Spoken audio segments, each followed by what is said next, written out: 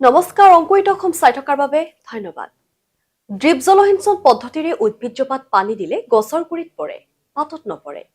পাতত শুকান হৈ থাকে।